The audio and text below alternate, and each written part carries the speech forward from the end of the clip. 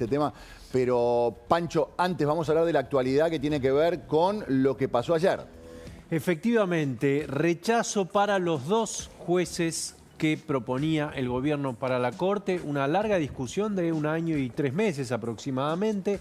Ayer, más rechazado García Mansilla que el hijo, ahí estaba repasando los números, 43 en contra el hijo, 51 en contra García Mansilla.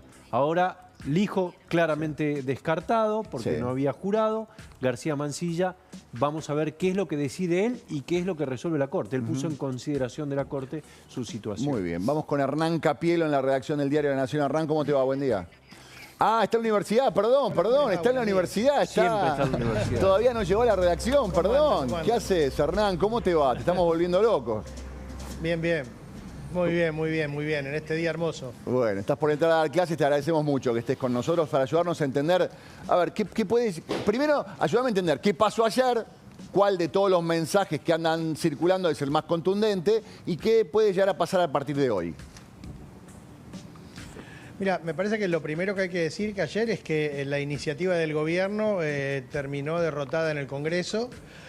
Porque la oposición impuso su mayoría, se juntó el kirchnerismo, se juntó el PRO, se juntó el radicalismo y le manifestaron con los votos que no iban a admitir que se designara a Lijo y a García Mansilla en la Corte. Lo que cuestionaban era las formas, el decreto, ¿sí? Y además pesaron los antecedentes, sobre todo del juez Ariel Lijo.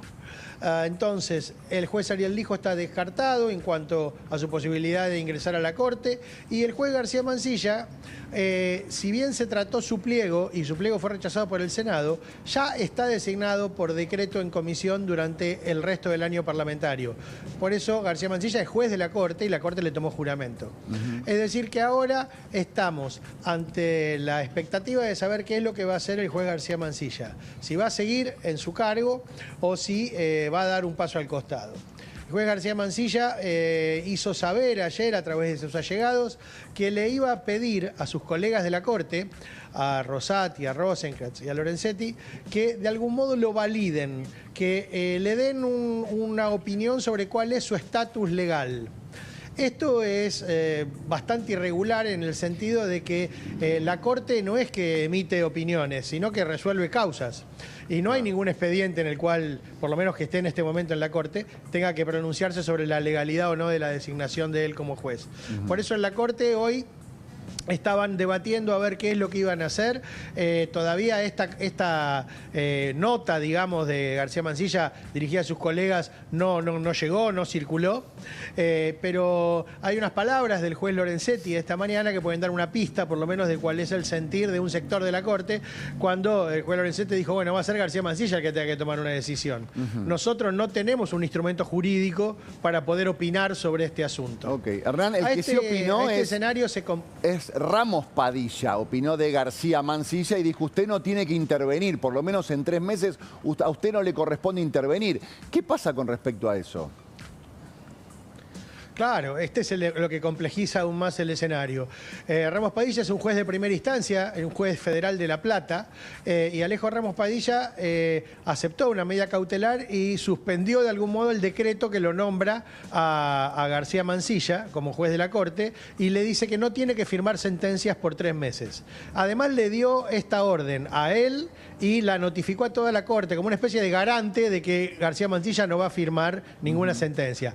Es una situación sui generis, porque nunca vimos un juez de primera instancia que le diga a un juez de la Corte lo que puede o lo que no puede hacer. Eso te iba a preguntar, ¿qué efecto tiene un juez federal esto? Que además es de La Plata. Claro.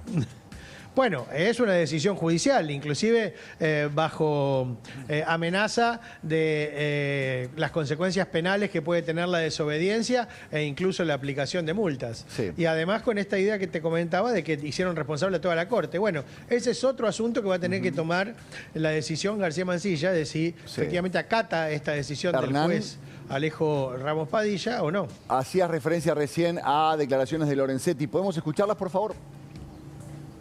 No, yo nunca aceptaría ser designado por decreto, eso yo lo dije en infinidad de oportunidades, incluso, y además creo que hay que ser coherentes en la vida. Yo lo dije muy claramente cuando hace muchos años, cuando lo hizo el presidente Macri, y no lo dije personalmente, lo dije porque fue una opinión de la Corte.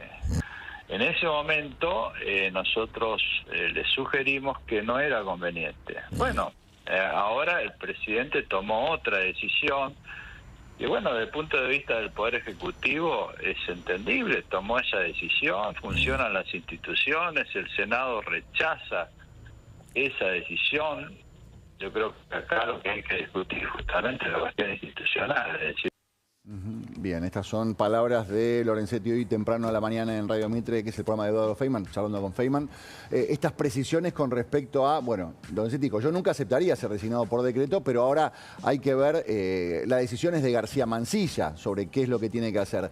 ¿Y qué expectativas hay, Hernán? ¿Cuál es el escenario más probable? Mira, por ahora García Mansilla se queda en la Corte. Hay que ver si hace o no caso a la orden del juez de primera instancia, de Ramos Padilla. Y hay que ver qué hacen los jueces de la Corte acerca de este pedido de opinión. Yo creo que lo que están manifestando por ahora es que no tienen el instrumento como para responder a este pedido de García Mansilla. La otra puede ser una salida de la Corte que la viene aplicando a lo mejor en algunos expedientes, que es no decir nada. Y con no decir nada está como dejando también que el tiempo transcurra en la actual situación.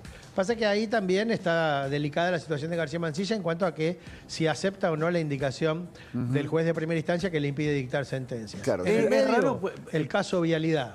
Ah, claro, bueno, eso te iba a decir. Pero En el medio la causa contra Cristina Kirchner. ahora, Ayer empezó a discutirse en el acuerdo, guarda. Los jueces de la Corte empezaron a hablar de la causa Vialidad. Y en ese acuerdo García Mansilla dijo dos cosas. Dijo, a mí me gustaría que ustedes me validen como juez. Y la segunda cosa que dijo es, voy a votar en el caso Vialidad, no me voy a excusar. Ahora hay que ver si va a votar con esta orden de Ramos Padilla o no. es que es una situación inédita, rarísima, que no tiene evidentemente un mecanismo para ser resuelta rápidamente, Hernán, ¿o sí? No, la verdad que no, y totalmente inédita, ¿no? Así que, bueno, hay que ver si la Corte le encuentra alguna manera de responder tanto al pedido que le está haciendo García Mansilla como a si hay alguna reacción ante el oficio de Ramos Padilla diciendo García Mansilla no puede votar. Todavía no había llegado esta mañana ese oficio a la Corte, pero estaba con la expectativa de que en cualquier momento llegara. Buenísimo. Hernán, profe, gracias, No, por favor, ustedes, que tengan buen día. Hernán Capielo con nosotros antes de entrar a dar clase, dándonos a entender y explicándonos las implicancias de lo que pasó ayer y que puede pasar de aquí en adelante. Porque si la Corte no dice nada y García Mansilla no dice nada, la única forma de sacarlo es con juicio político. Claro, bueno, esa va a ser la discusión durante las próximas horas. Iba a decir todo el año, pero esto me parece que se va a resolver antes. No sé. Qué locura. Bueno, así estamos. En un rato vamos a estar ampliando todo lo que tiene que ver con la información.